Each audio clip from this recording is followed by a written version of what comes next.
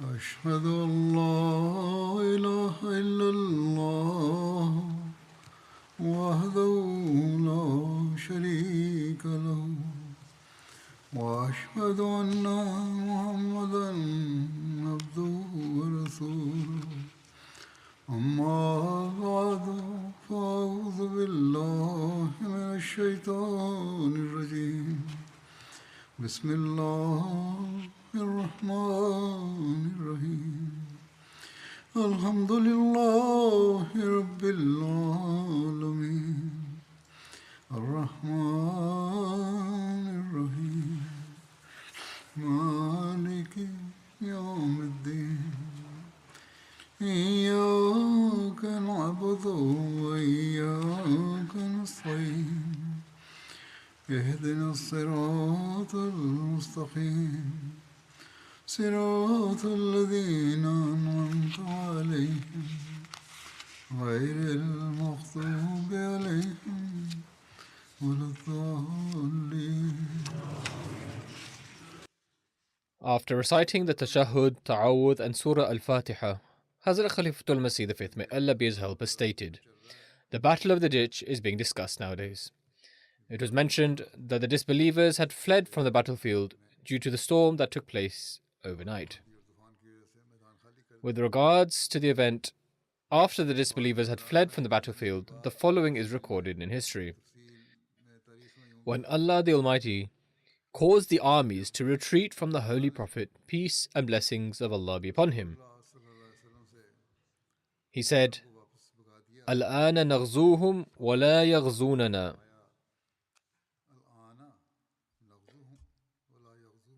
That is, in the future, we will set out against the Quraysh and they will not have the courage to set out against us. And this truly transpired after this. The Quraysh did not have the courage to attack the Muslims, so much so that Makkah was conquered at the hands of the Holy Prophet, peace and blessings of Allah be upon him. Nevertheless, in the morning, there was no opponent on the other side of the ditch. Everyone had fled. Upon this, the Holy Prophet, peace and blessings of Allah be upon him, permitted the Muslims to return home. And everyone did so gladly. It is said that the siege of the ditch lasted 15 days, and according to one narration, it lasted for 20 days. It is also said that it lasted for approximately 1 month. 9 individuals were martyred during the Battle of the Ditch. Sa'ad bin Mu'adh is one of them. He was wounded during this battle and passed away a few days thereafter. The others are Anas bin Aus, Abdullah bin Sahal, Tufail bin Nu'man, Tha'laba bin Ghanama bin Adi, Ka'ab bin Zayd, Qais bin Zayd bin Amir, Abdullah bin Abi Khalid, and Abu Sinan bin Sayfi bin Sakhr. 2 other companions were martyred prior to this, who have already been mentioned, who set out to get news of the army of Abu Sufyan and were martyred there. As such, a total of 11 individuals were martyred. These 2 were Sulayt and Sufyan bin Auf Aslami. 3 idolaters were killed. Amr bin Abdiwud, Nawfal bin Abdullah bin Mughira, and Uthman bin Munabbih. On the day of the Battle of the Ditch, i.e. on the day the disbelievers launched a ferocious attack, and the Muslims shot a flurry of arrows in response to their onslaught of arrows, he was also struck by an arrow and died from the wound after returning to Makkah. The outcome of the Battle of the Ditch was miraculous, as we have seen throughout history. In relation to this, Hazrat Mirza Bashir Ahmad Sahib, may Allah be pleased with him, has written, hence, after a siege of more or less 20 days, the army of the disbelievers left Medina without success and victory, and the Banu Qurayza, who had also come out to aid them, retired to their fortress. In this war, the Muslims did not suffer a great loss of lives. Only 5 or 6 men were martyred. Sa'ad bin Mu'adh, may Allah be pleased with him, who was the head chieftain of the Aus tribe, sustained such a heavy wound that in the end he could not recover. This was a loss for the Muslims which could not be compensated. Only 3 men from the army of the disbelievers were killed, however. In this battle, the Quraysh received such a blow that afterwards they could never muster the courage to round up a large group and set out like this again, or attack Medina. The prophecy of the Holy Prophet, peace and blessings of Allah be upon him, was fulfilled to the letter.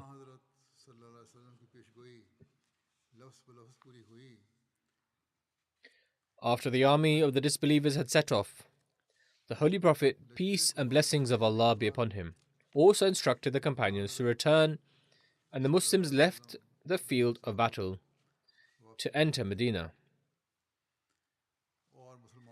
The Battle of the Ditch, or Confederates, which came to an unexpected and sudden end, was a very dangerous war.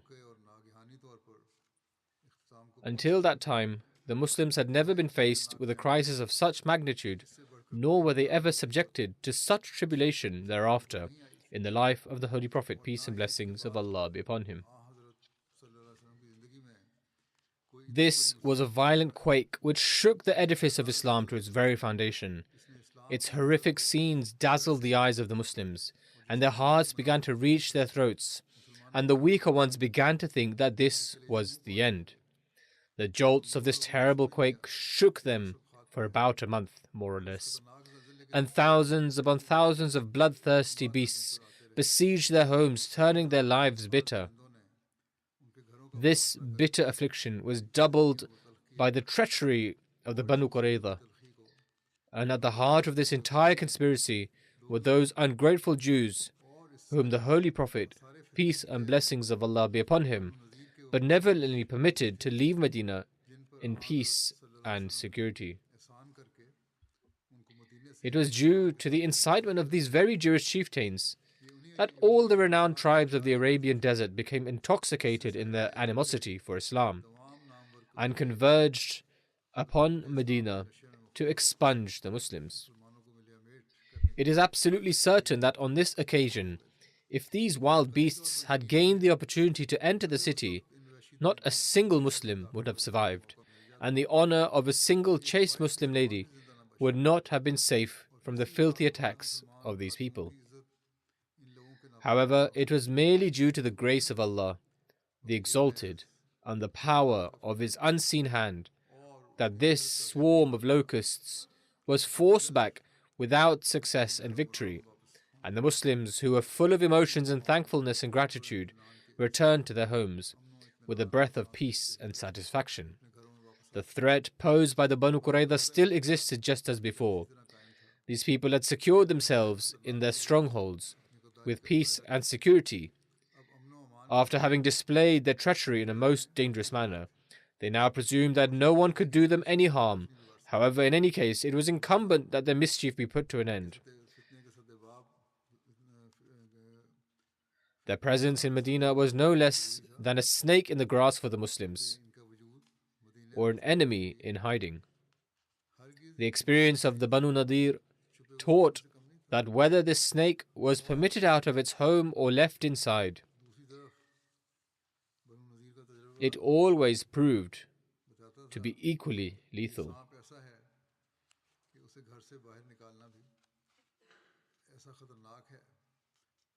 Nevertheless, action was taken against the Banu Qurayza in what is known as the Battle of Banu Qurayza, which took place in Dhul Qada in the 5th year after Hijrah, corresponding to March and April 627 CE.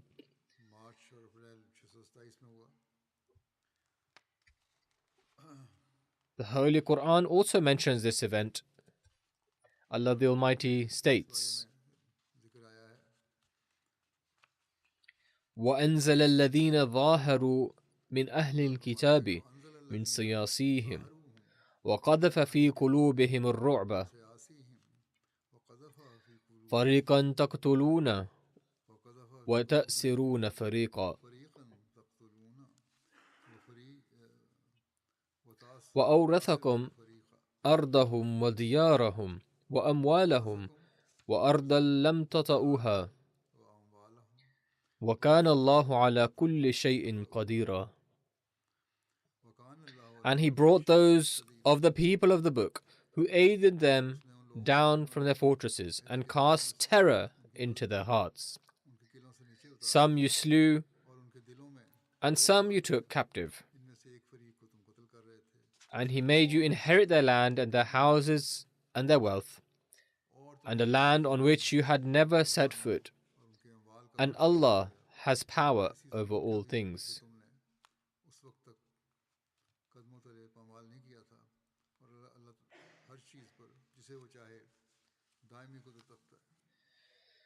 Briefly put, the Banu Qurayza was a Jewish tribe and descendants of Qurayza, who settled near Medina in a strong fortress. Thus, they became known as Banu Qurayza. Qurayza and Nadir were both brothers from the progeny of Prophet Aaron. The descendants of the former became known as Banu Qurayza, and the descendants of the latter as Banu Nadir. As mentioned in previous sermons and in the details of the Battle of the Trench, the Banu Qurayza betrayed the Muslims during the battle by assisting the Quraysh. They broke the covenant that they had made with the Holy Prophet, peace and blessings of Allah be upon him. After the Holy Prophet, peace and blessings of Allah be upon him, returned from the Battle of the Trench, he and his companions laid down their arms, and the Holy Prophet, peace and blessings of Allah be upon him, entered Hazrat Aisha's home. He called for water to wash his head. According to one narration, the Holy Prophet, peace and blessings of Allah be upon him, bathed, applied perfume, and offered the Dhuhr prayer. Hazrat Aisha, may Allah be pleased with her, relates, while they were inside the house, someone greeted us with peace. Upon his call, the Holy Prophet, peace and blessings of Allah be upon him, swiftly went to meet him, and I observed through the doorway that it was Dihya Kalbi, who was dusting off his face and wore a turban. The Holy Prophet, peace and blessings of Allah be upon him, leaned against his mount as they conversed. The man said, O Messenger of Allah, you have laid down your weapons, but by God we have not. According to another narration, his words were, ever since we faced the enemy, the angels have not put down their arms. We are returning after having pursued our enemies. Some of them said that the angels had not yet laid down their arms, until we reached Hamra al-Asad, and Allah the Almighty defeated them.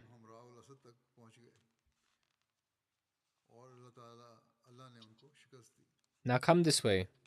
The Holy Prophet, peace and blessings of Allah be upon him, inquired where. He pointed toward the Banu Qurayza.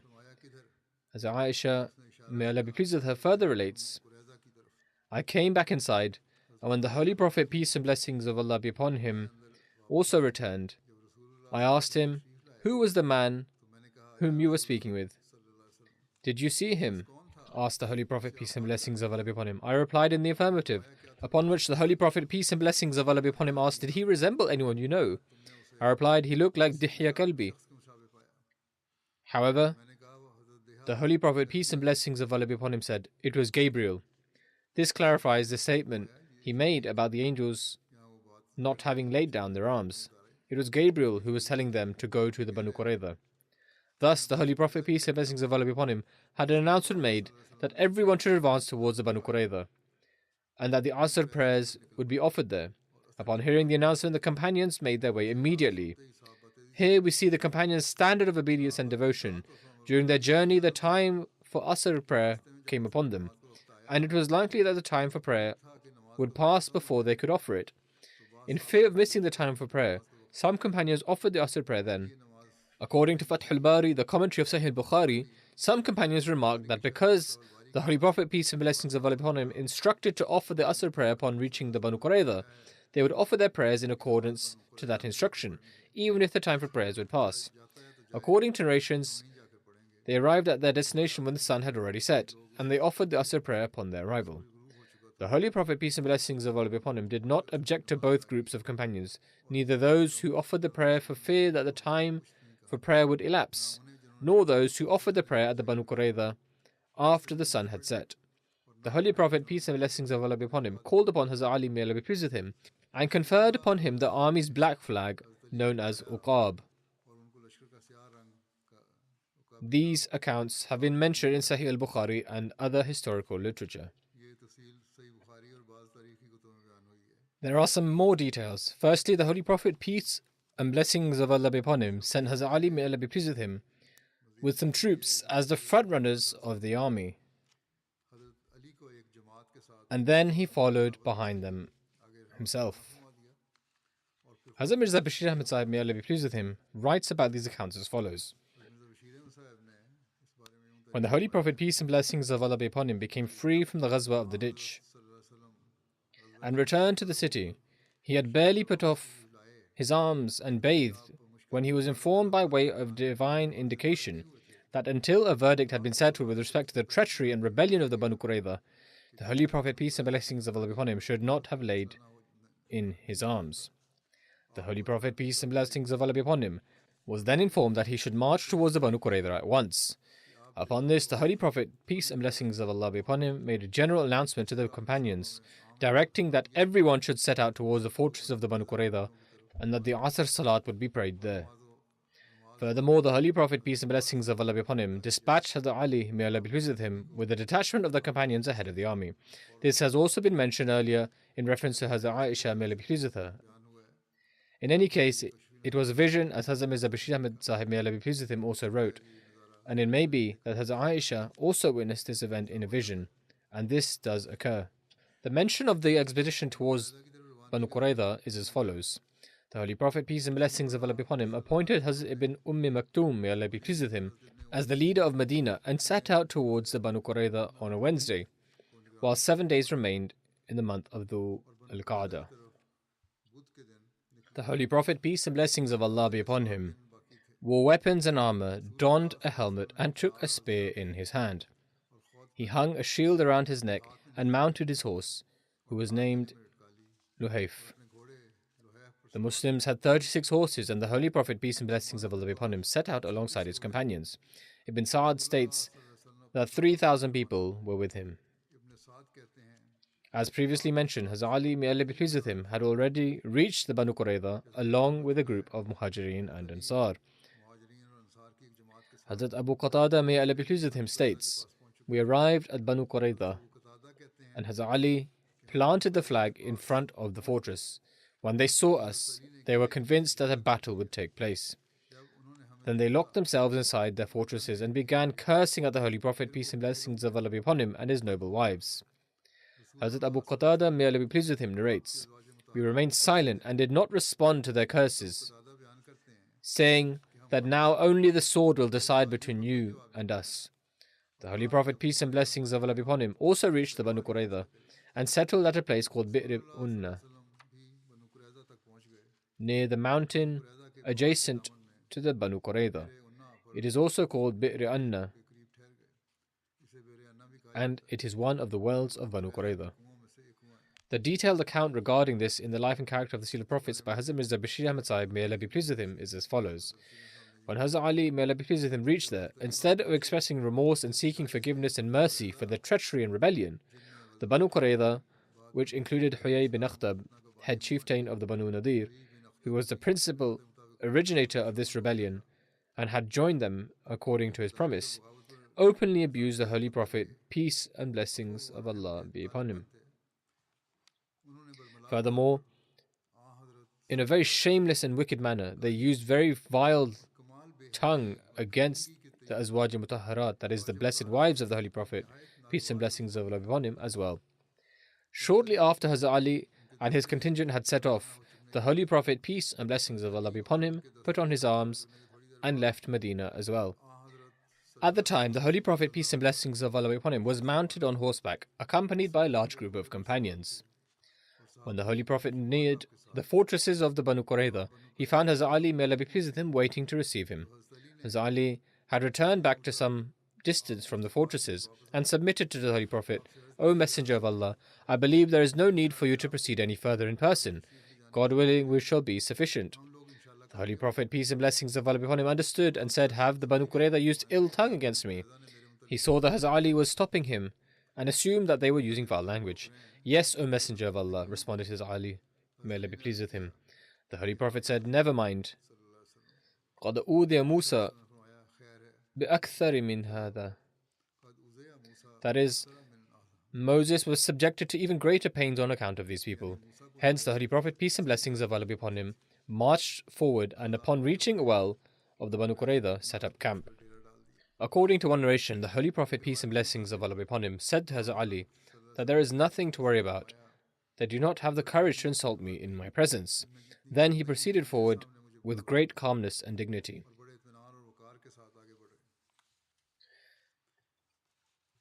There is also a mention of the food of the Muslims during this battle. All the companions gathered by the Holy Prophet, peace and blessings of Allah be upon him, by the time of Isha, that is the night prayer. And Hazrat Sa'ad bin Ubadah, may Allah be pleased with him, sent a camel loaded with dates for the Holy Prophet, peace and blessings of Allah be upon him, and the Muslims. On that day, the Holy Prophet, peace and blessings of Allah be upon him, said, "How great a food are dates." Further details about the siege of the Banu Qurayza by the Muslims are as follows. The Holy Prophet, peace and blessings of Allah be upon him, advanced at the time of suhoor, that is the pre-dawn meal, and placed the archery contingent at the vanguard. They surrounded the fortresses of the Jews, raining arrows upon them and hurling stones, and the Jews also shot arrows from their fortresses until the evening. Then they stayed the night near the fortresses, and the Muslims kept attacking the Jews in turns. The Holy Prophet, peace and blessings of Allah be upon him, kept ordering the Muslims to continue shooting arrows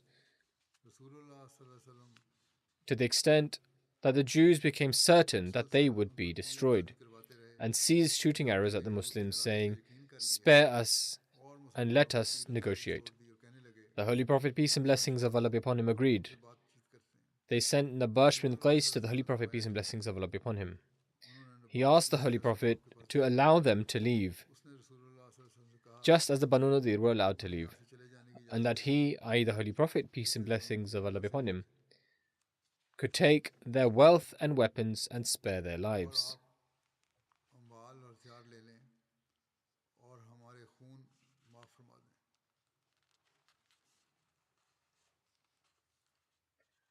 They would leave the city with their women and children. This was the offer from the Jews. They said, "We will take only what our one camel can carry." But the Holy Prophet, peace and blessings of Allah be upon him, refused. Then Nabash said, "We do not need the wealth that our camels can carry." The Holy Prophet, peace and blessings of Allah be upon him, still refused and said that they must surrender to his judgment. But he refused to surrender to the ruling of the Holy Prophet, peace and blessings of Allah be upon him, and returned to his people.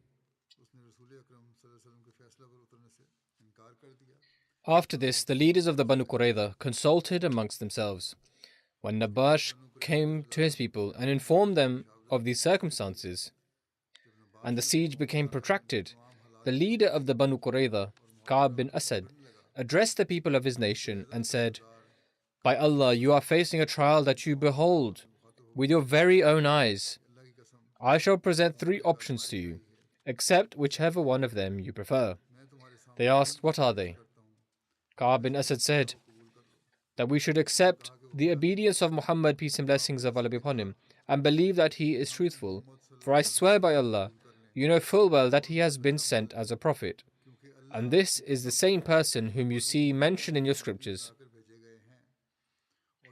And due to our accepting him, your lives, your wealth, and your women will be protected. By God, you know that Muhammad, peace and blessings of Allah be upon him, is a prophet, and the only thing that has prevented us from joining him is that he is from the Arabs and not from the Bani Israel.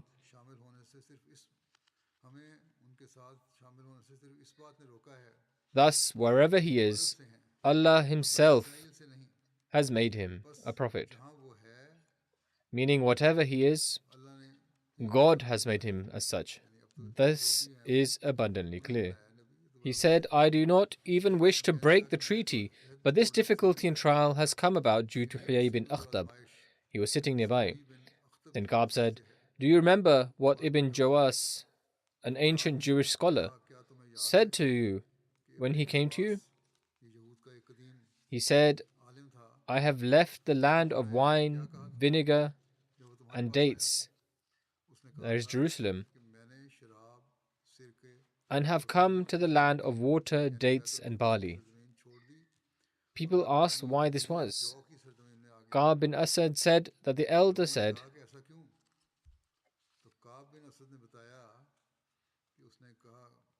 a prophet will manifest in this land,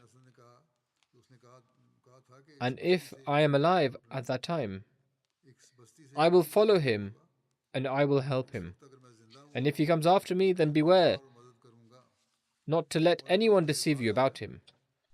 Meaning they should not reject him, but should accept him, follow him, help him, and become his friends. I have believed in both scriptures, the one that came before and the one that came after, meaning he also believed in the book revealed to the Holy Prophet, peace and blessings of Allah be upon him. Convey my greetings to him and tell him that I attest to his truth. Then Ka'b said, come, let us follow him, Muhammad, peace and blessings of Allah be upon him, and attest to his truthfulness. Upon hearing this, the people of the Banu Qurayza said, we will never abandon the decree of the Torah, the book of Moses, and we will never trade it for any other scripture. Ka'b said, if you do not accept what I say, then the second option is that we should kill our children and wives, wield our swords, and attack Muhammad, peace and blessings of Allah be upon him, and his companions.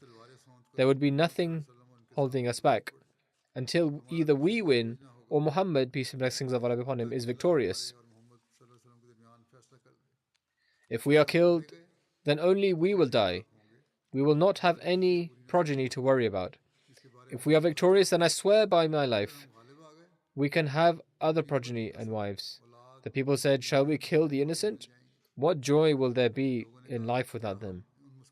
Then Ka'b said, if you do not accept this either, then tonight is Saturday, the Sabbath, and it is likely that Muhammad, peace and blessings of Allah be upon him, and his companions are not expecting anything from us tonight. So attack them. Perhaps we can delude Muhammad, peace and blessings of Allah be upon him, and his companions. They said, how can we ruin our Sabbath by doing something which none before us has done, except one who you know, and it is not lost upon you how he was abased. Thus all three of Ka'b's proposals were rejected. After Ka'b, another Jewish man, Amr bin Sauda, said,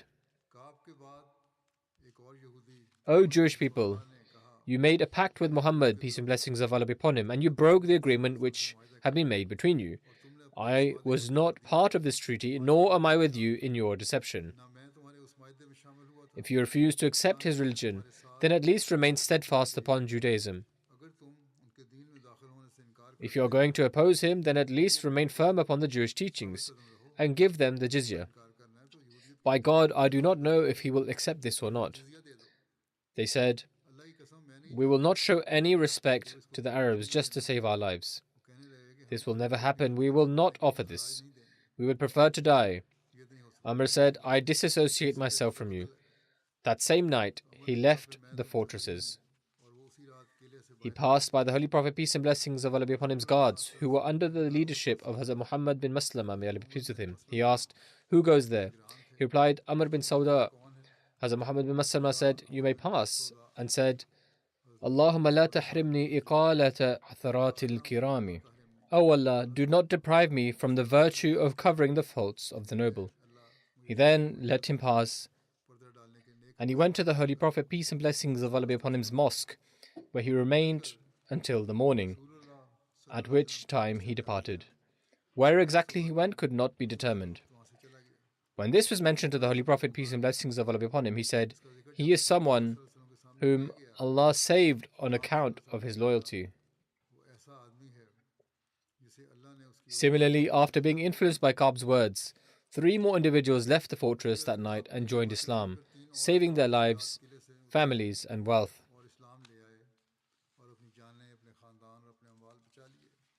There is an incident mentioned of Hazrat Abu Lubaba, may Allah be pleased with him. It is recorded that the Holy Prophet, peace and blessings of Allah be upon him, increased the pressure upon the fortresses.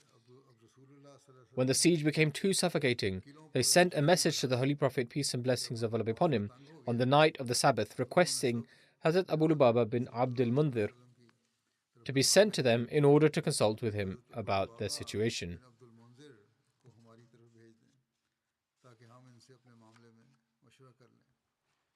He was a respected member of the Aus, an ally tribe of the Banu Qurayza. The Holy Prophet, peace and blessings of Allah be upon him, sent him. When they saw Hazrat Abu Lubaba, the men started going towards him, and the women and children started crying before him. Hazrat Abu Lubaba's heart softened for them, and this had been their plan. Ka'b bin Asad said, "O Abu Lubaba, we have selected you alone. Certainly Muhammad is not willing to accept anything except his own decision. Do you think we should accept his decision?" Hazrat Abu Lubaba, may Allah be pleased with him, replied, "Yes," and he gestured with his hand across his neck, making a killing motion. He motioned across his neck like this. Hazrat Abu Lubaba, may Allah be pleased with him, says, "By Allah, I was still standing in the same place when I felt that I had betrayed Allah and His Messenger. I was ashamed for making this gesture and recited, 'Inna lillahi wa inna ilayhi raji'un. Surely to Allah we belong and to Him shall we return.' As I left the fortress, my beard was wet with tears. People had been waiting for me to return, but I took another path from behind the fortress and went to the mosque. I avoided going to the Holy Prophet, peace and blessings of Allah be upon him. I tied myself to a pillar as a punishment. I said that I would not move from there until either I died or Allah accepted my repentance for what I did.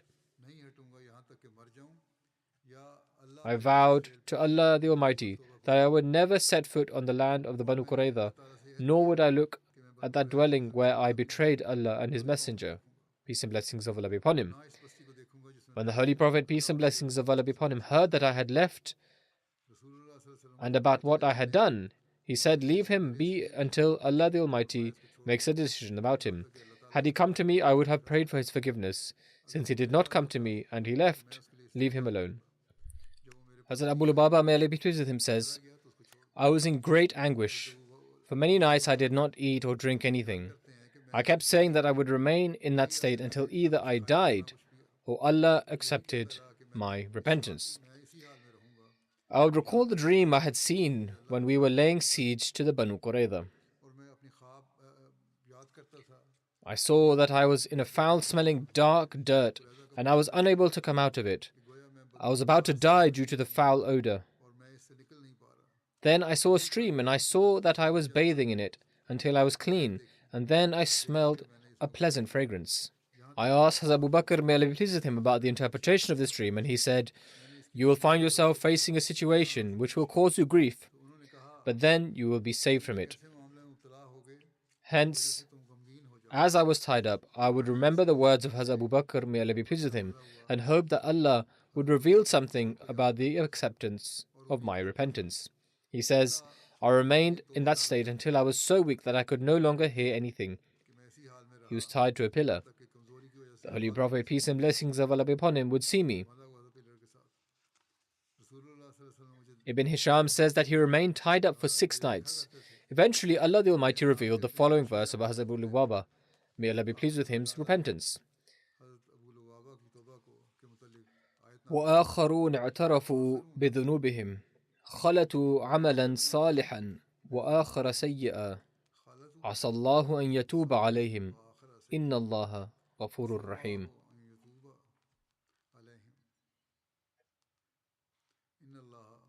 And there are others who have acknowledged their faults.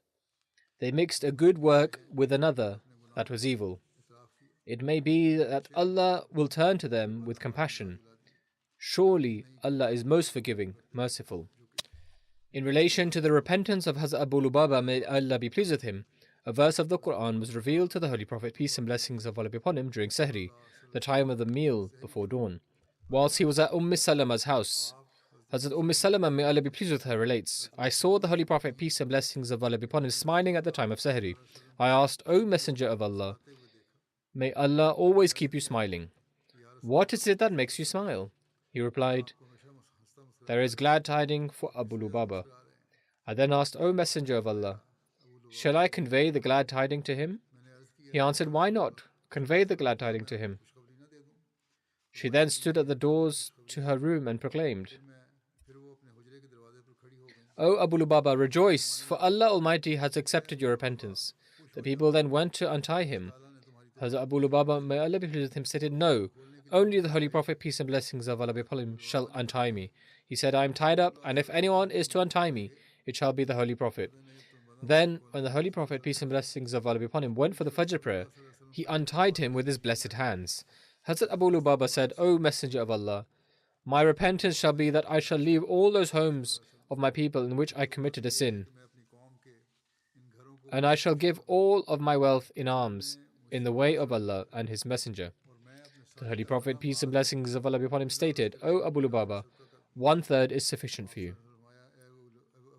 In any case, it is evident that the details of this incident regarding Hazrat Abu Lubaba, may Allah be pleased with him, are not found in the Sihah-e-Sitta.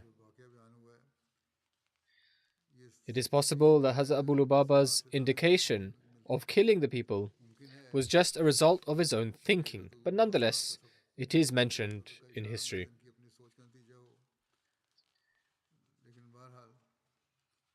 Hazrat Mirza Bashir Ahmad Sahib, may Allah be pleased with him, has also mentioned the details of this incident. He writes, Finally, when the Banu Qurayza became weary of the siege, they devised a plan.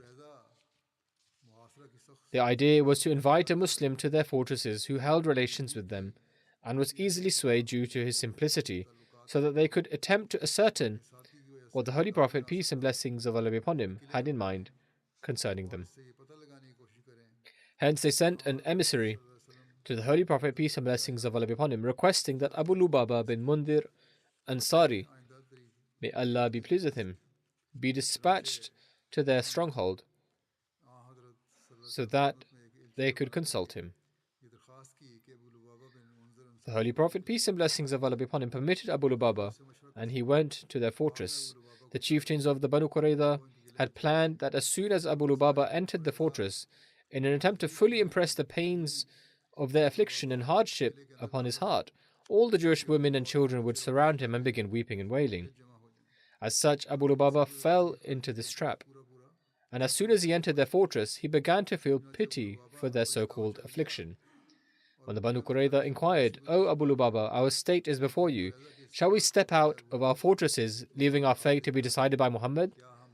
Abu Lubaba spontaneously responded in the affirmative, but at the same time passed his hand across his throat, indicating that they would be sentenced to death. This was absolutely false, and the Holy Prophet, peace and blessings of Allah be upon him, had not even slightly insinuated any such intention. However, being influenced by their demonstration of misery, the thoughts of Abu Lubaba began to flow so emotionally in the direction of pain and suffering that his ideas did not fall short of death. This false sympathy of Abu Lubaba, due to which he felt remorse himself afterwards as well, and in this regret tied himself to a pillar in the mosque until the Holy Prophet, peace and blessings of Allah be upon him, forgave him and untied him with his own hand. It became the source of the Banu Qurayza's ruin. They stubbornly insisted that they would not leave their fortresses and hand themselves over to be judged by the Holy Prophet, peace and blessings of Allah be upon him. In any case, details of this will inshallah continue. The Ahmadis in Pakistan should pray for themselves as well. These days, attempts are being made to strain their circumstances in the land as much as possible. They should strive more than ever to attain the pleasure of Allah the Almighty, because as I mentioned, their conditions continue to worsen. May Allah the Almighty bestow His blessings and mercy. Similarly, those Ahmadis of Pakistani origin living around the world should especially pray for their Pakistani brothers. May Allah the Almighty grant them salvation from these difficulties. Similarly, pray for the Ahmadis of Bangladesh as well. They should also pray for themselves. May Allah the Almighty protect them against every evil. The Ahmadis there are also facing great difficulties. Pray for the Ahmadis in Algeria. May Allah the Almighty protect them against every evil. They are also facing sanctions and being imprisoned. May Allah the Almighty keep them firm in their faith. The Ahmadis in Sudan are also facing difficult circumstances due to the war there. Pray for them as well. Everywhere, Those who profess the Islamic creed are facing difficulties at the hands of others who also profess the Islamic creed. This is why those who are opposed to Islam are striving so boldly to harm Muslims. You must pray a great deal. Allah the Almighty can hold back the Israeli government, the American government, and other major powers. He possesses all power. However, for this to happen, Muslims will have to act in a way that achieves the pleasure of Allah the Almighty, and they will have to set examples of living together as brothers. Mutual disputes will have to end, yet we do not see this happening anywhere. It is only when this happens that God's promises of help will be fulfilled. They cannot be fulfilled without this. Muslims will have to become believers. May Allah the Almighty enable us and all Muslims to do so.